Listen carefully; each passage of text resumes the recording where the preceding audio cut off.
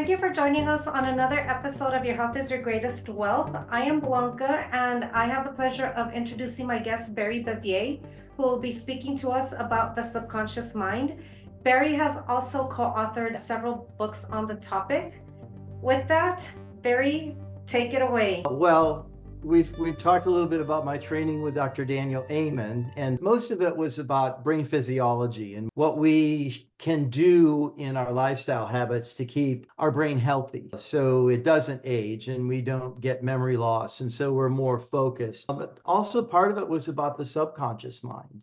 And our mind in general terms is separated into the conscious and the subconscious or the unconscious. And so the conscious is what we think every day, and the subconscious is just a part of our brain that they're working all the time. It doesn't really shut down at night when we're sleeping, and it's like a computer hard drive. It collects everything that we've ever experienced in life and sends messages back to us based on all of that information. So that's kind of an overview of the subconscious mind. It's there influencing how we behave and think, and we don't really realize it's there doing that. Most people don't. I am personally fascinated by this topic, Barry, especially when you mentioned the subconscious mind operating while we're trying to sleep and at night. I know that's something I deal with. When I try to work with sleep hygiene, all those subconscious thoughts still come up at night when I'm trying to sleep. So let's dive right into it. How can we work on our subconscious mind to just have better thoughts that help us be more restful during our sleeping hours and waking hours? Well, we can control what input goes into our mind. I think that's the best place to start. And, there's so much negative in the world. We've had years and years, we've had decades of the environment influencing us, our parents, our friends, loved ones, what we read, what we hear on the radio, what we watch on television or on the internet. And that all goes into our brain and is just continues to collect the data. So to improve our thoughts and our life, we can get rid of the negative as much as we can and influence as much with positive things.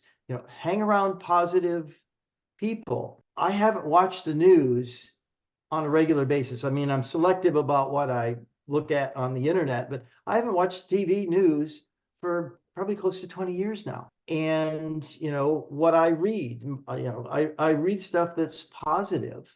I'm concerned about the younger generation with all this gaming, with, all the violence on it. What's that doing to their brain and their subconscious mind? Yeah. So feed positive thoughts and images and what we do in our life as much as possible. Barry, you and I have had several in-depth conversations about several of those topics, including just the people you surround yourself with, the environment you create. You and I are in our own individual masterminds where we really focus on positive thinking, on just controlling what we let into our life with regards to positivity to basically limit the stuff that isn't positive, like news or negative people. And what you mentioned about the youth of today, I too find that very interesting. And watching one of Daniel Amen's YouTube interviews, he also really talks about the youth and screen time, as well as adults and the negative impact of the news. So with the brain training and the subconscious mind and the conscious mind, what can individuals proactively do to have more positive thoughts enter their mind and minimize the amount of negative thoughts that take up space in your brain, basically? The first one of the first people that I came across when I started, personal development work, probably close to 20 years ago, was Gary Cox. and his saying, COXE, and his saying was, don't let anyone rent space in your head. I think, first of all, to develop an awareness of it. And, unless you are involved in the personal development world and hang around people like Dr. Amen and are in masterminds, and, Brendon Burchard and Ed Milet from your mastermind, and people like Joe Dispenza, you really have to be exposed to it somehow to even know that this whole concept exists, this whole reality exists. So becoming aware of it is the first step. And then you have to have a conscious intentionality to change it. It's real easy to know about something and not implement it, not take action to do something about it. So, like Right. I mentioned, I don't watch the news anymore. I don't watch, programs that are made for the intelligence level of a child. I fill myself with as much positivity as I can. And even then, sometimes it's a challenge. Right, as do I, and I think many of us sometimes fall into the pattern of common sense is not common practice. So for me, it's a constant, just working on my good habits. And Mhm. when some bad habits derail me, getting back on track. So it's not about perfection, but it is about being aware that we sometimes get derailed and getting back on course. And so with that, Barry, can you take us a little bit into Dr. Daniel Amen's ants? His ants. Okay, well, one of the trainings we had in Dr. Amen's program, like I said, was about the subconscious mind. And to be happy, you really have to be positive. And for the people that don't know who he is, he's a psychiatrist. He has clinics, 8 or 10 clinics throughout the US. And he does not, as a rule, use pharmaceuticals to treat his patients. He's more of a naturopathic psychiatrist. And so a lot of what he does is help people focus on the positive. So ANTS is an acronym for automatic negative thoughts.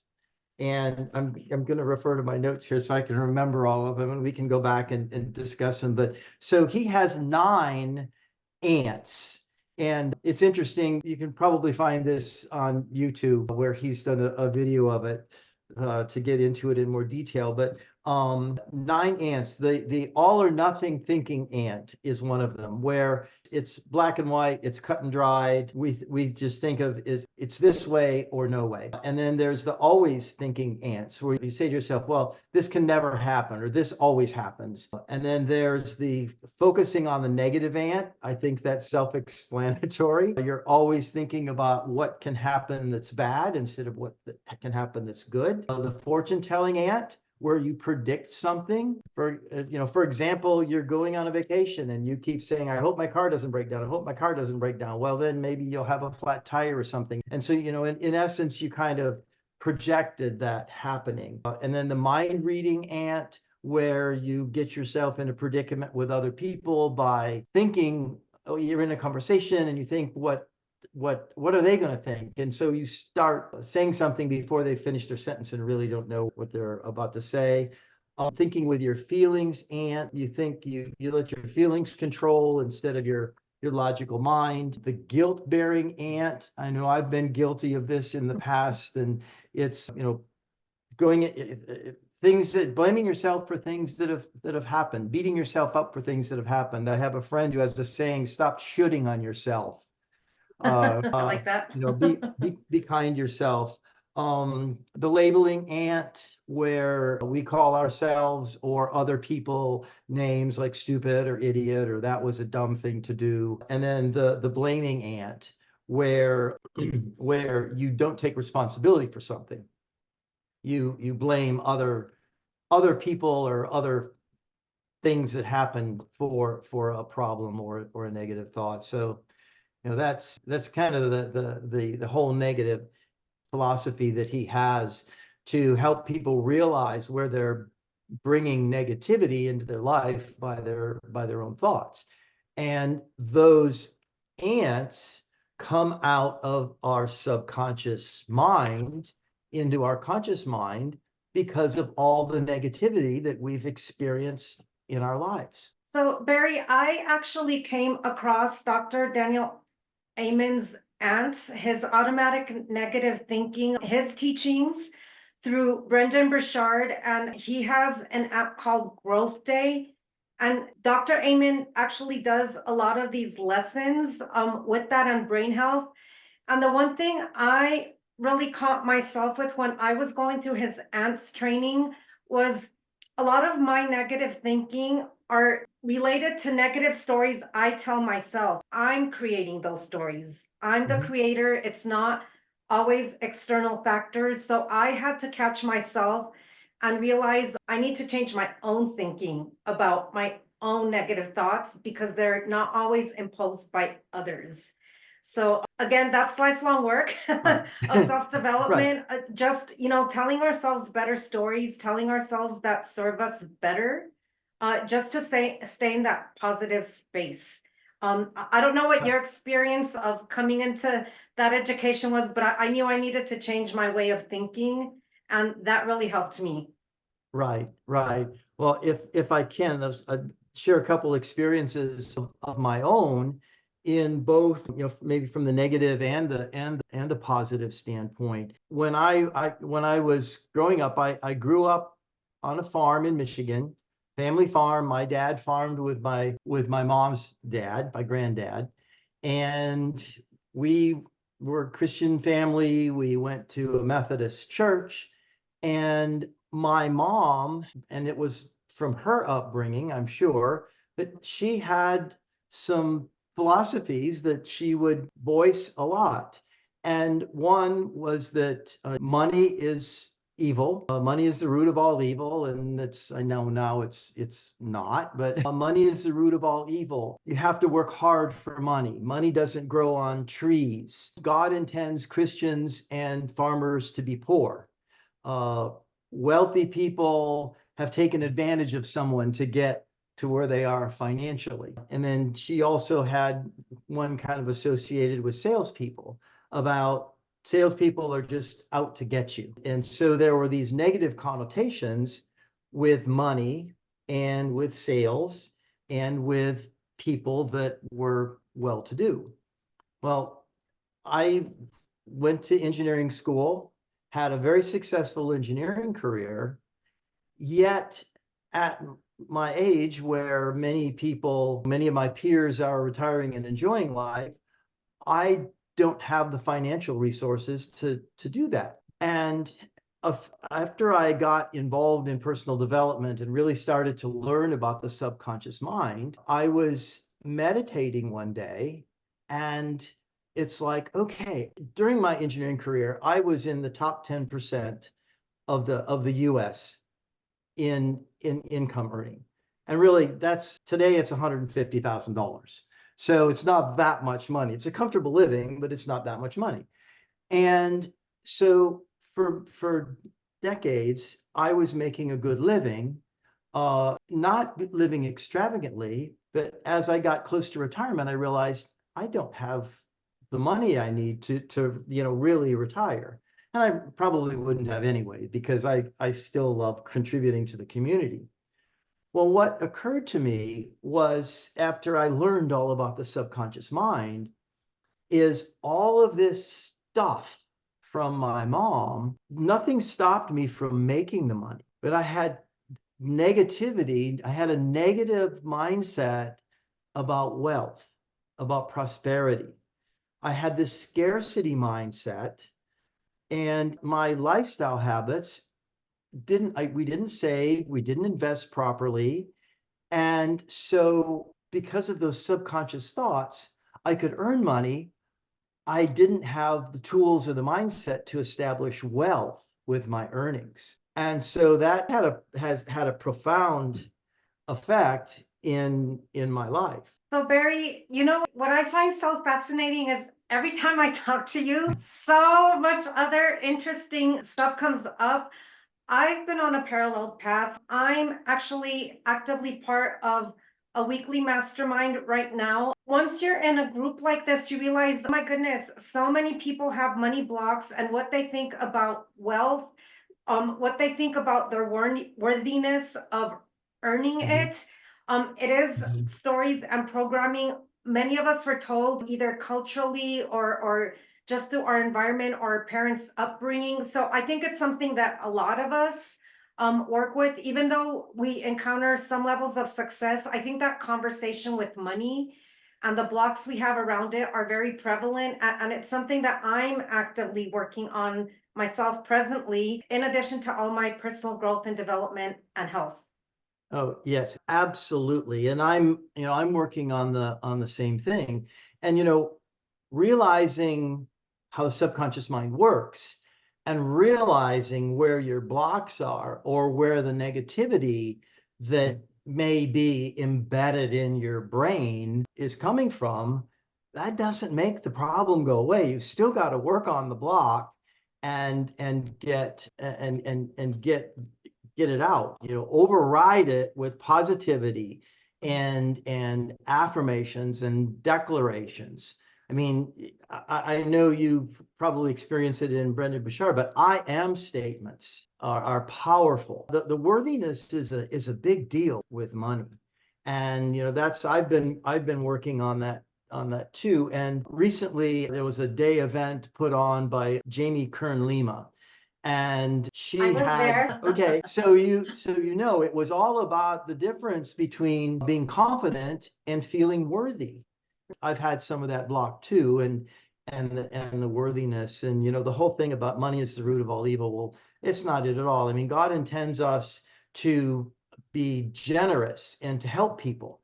And if we don't have the financial resources to take care of ourselves and our own families, how in the world can we help others? So it would have been great to have learned this, many years ago and have been applying it through my whole life. And I share these concepts as much as I can so people can start making a better transition and controlling their thoughts and being positive Yeah. sooner. Uh, and Barry, what I see here is just this whole entire value for individuals that are not into the work of personal development and self-growth to really embark on that journey. What you mentioned about the I am statements, they're definitely a big part of what Brendon does. His mentor, Wayne Dyer, the Mhm. late great Wayne Dyer, was actually his mentor on the I ams. And as you also mentioned, Jamie Kern Lima, she is actually one of the instructors we get for Growthday, Ultra LA. So she has spoken to us a few times in person. And it's just wonderful having all these individuals that have had limiting beliefs of their own, whether around worthiness, negative self-talk, money, just sharing that they too have struggled or struggle with this, and that they actively also work to improve their own thinking and their own mindset around all of these that seems to plague many of us. Exactly. And once you're exposed to them, the principles are really pretty simple. They may not be easy to implement, but they're simple. And this whole concept of subconscious mind is how we develop habits. And it's why changing habits can be so hard, because we've had years and years of these negative thoughts and actions and things we see and hear embedded into our brain. And we've had the habit for such a long time. We can change habits, and there's tools that are out there that can be very effective, like hypnotherapy, for example. For people that just say, I can't lose weight, I can't stop smoking, I can't stop drinking. Well, a few sessions of hypnotherapy and they can change. And emotional freedom technique, EFT, tapping, that's also another very powerful tool to help overcome all of the negative subconscious beliefs and input positive into our brains. So our subconscious mind becomes positive naturally instead of negative. Yeah. Barry, I love that you said that. One of my previous guests on Your Health is Your Greatest Wealth is actually a hypnotherapist. She has been my hypnotherapist, Holly Stokes, and it was specifically to work with brain habits. My particular work was with trauma, but she also helps people with blocks like losing weight, just also just negative thinking around their profession and their status, business blocks. But definitely there is so much value that I've received through hypnotherapy. I'm a big proponent of it. It's not typically viewed as a common modality. So I think there's still a lot of lack of knowledge around it. But it's definitely something that helped me navigate and move to a better place so that then I could work on other things that are definitely need working on, because as I mentioned, it's a lifelong process. So you also mentioned the tapping. I'm familiar with it, but for our audience who is not, can you expand on that a little? What is tapping? Yeah, tapping's been around for a while, and I was exposed to it maybe 7 or 8 years ago. I use it. I'm not the expert of it. I know how it works. I know how it's helped me. It's a combination of using your acupressure points and psychology and affirmations. And so you tap on different points on your face and under the chin, on the chest, under the arm, and then the top of the head. And so as you do this, you start with acknowledging the issue you're dealing with, and you acknowledge it and you accept it, and then you move on about changing it. So then you in essence, you're acknowledging your problem, you're accepting it, and then you're in essence visualizing the change as you go through tapping those points.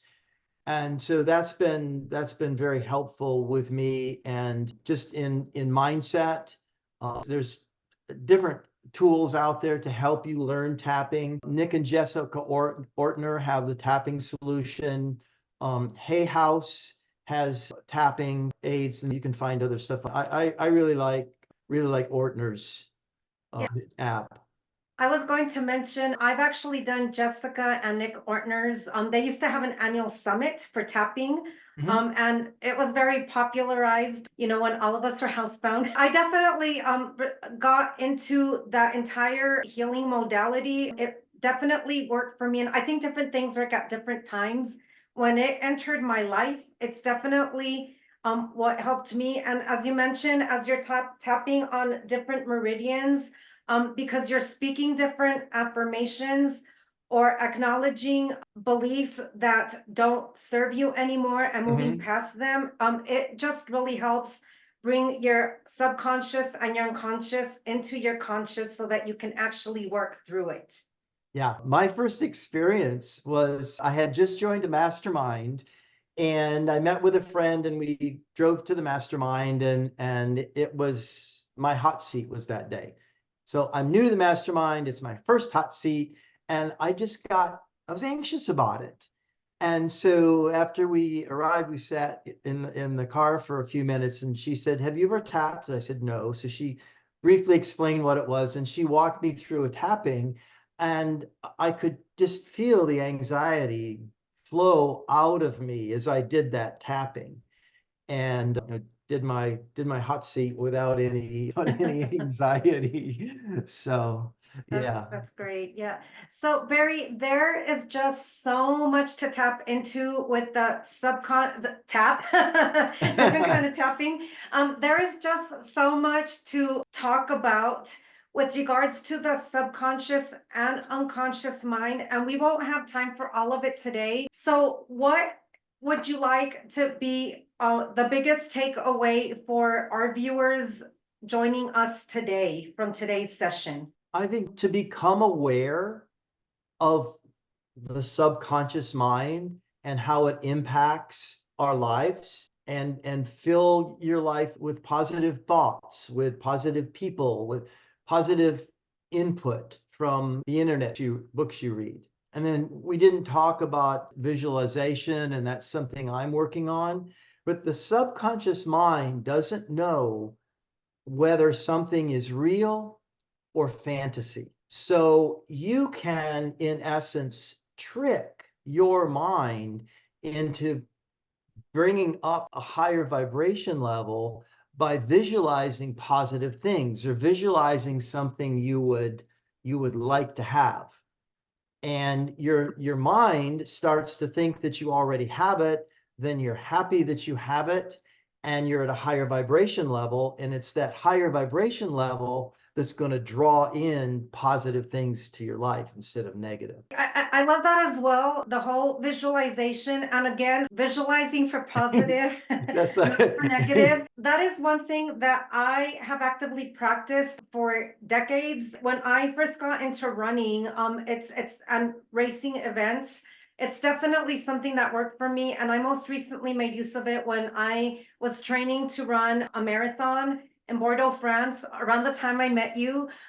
Just really visualizing and seeing the event happen, as if it had already Mhm. happened while I was training, made it seem so much more attainable than, something that was far in the distant that I could never achieve. Just having it present in your mind and seeing it, and being in tune with the emotions that I wanted to experience really helped bring that experience to me and make it happen. And again, the body doesn't know whether it's real or not. So I saw myself doing it already.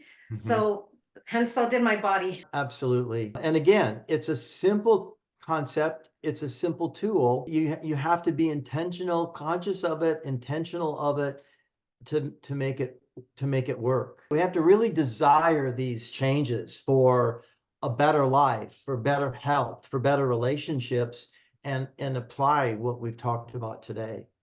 So good. So good. Okay. So, for those of you that are curious about the event we were Ah. talking about with Jamie Kern Lima, she recently did write a book called Worthy, and she did an all-day training. There were such inspirational people there. This is her book, it's available. Worthy. Well, Barry, tell us a little bit about your experience. Yes. It was wonderful, and I knew I had this block about money, and I couldn't figure out why. And going through this event and understanding, because I'm a pretty self-confident person, and my goals, my business is in stem cell activation, and my goals are to build a big organization and just share this with so many people because of what stem cells can do for our wellness and slowing or reversing the aging process. And what really came out of the event was worthy. And I think I'm still working on that money block, that I'm capable of helping as many people as I desire, and that I'm worthy of what's going to come back to me, financially and just emotionally rewarding by helping all these people. Jamie Kern Lima was actually with us at Ultra in LA before she launched her book. And if for the audience that doesn't know her background, she had a cosmetic company called It, which she sold for $1.2 billion. Very successful in her own right. She was on QVC for years. And she talked about how even after all of her financial success, she still had a lot of self-worth, self-esteem issues. She did not feel worthy. And Mhm. it is just interesting to hear people of her caliber. Ed Milet has talked about the same thing. Just that intrinsic sense of self-worth. What a great event. What a great read. Again, personal development work, working on becoming a better you, a better me. I live for that stuff. So Good. Barry, is there anything else you would like to add to today on the negative thoughts, the ants? We could spend another hour or more on that, and I know we're limited on time. So I think we hit the high spots. As we mentioned, if you go on YouTube and search for Dr. Daniel Amen, you will find his work. And I know there's a video up there about the ants, and he's a wonderful person. You'll enjoy meeting him on his YouTube channel. Yeah, he's actually done several TED Talks as well, which I've watched. And again, he's also in Growthday, the app community forum Brendon Mhm. started. So I'll include a link to that for the audience. And Barry, thank you so much. I always learn so much talking to you. And in addition, you give me constant reminders of things that I also knew but forgot. and need to put back into practice. So thank you for that. And I would love it if you would come back again and help us do another deep dive on some of the other themes we touched on today. I would love to. Thank you very much. And yeah, that's one of the beautiful things about personal development. You learn new things and you also get the reminders of the things that you know and have just forgotten about. And so you can re-implement those things. I'm part of a 13-book series called The 13 Steps to Riches. And one of our chapters, it's based on Napoleon Hill's Think and Grow Rich. So each one of our 13 books is based on one of the chapters in Napoleon Hill's book. So there's one on desire, there's one on faith, there's one on the subconscious mind. And there are over 40 contributing authors to each of our books. And we have a guest celebrity author in each book. And in the subconscious mind book is John Assaraf, who is also, a well-known in the personal development field and for what he's done with the subconscious mind and his neurogym company. So book 12 is the brain. Book 11, I think it is the subconscious mind. You can get that on Amazon. You can get a Kindle copy, and you'll get 40 people. You won't just get me. You'll get 40 people's take on the subconscious mind. So each chapter is just a few pages long, and there's just a wealth of information from so many different people that are successful and in the personal development world. So thank you again, Blanca. I always enjoy being here with you and looking forward to doing some more. Absolutely. Thank you, Bevier, and thank you all for being here today on another episode of Your Health is Your Greatest Wealth. And I hope you learned something today that will help you become a better you. Thank you.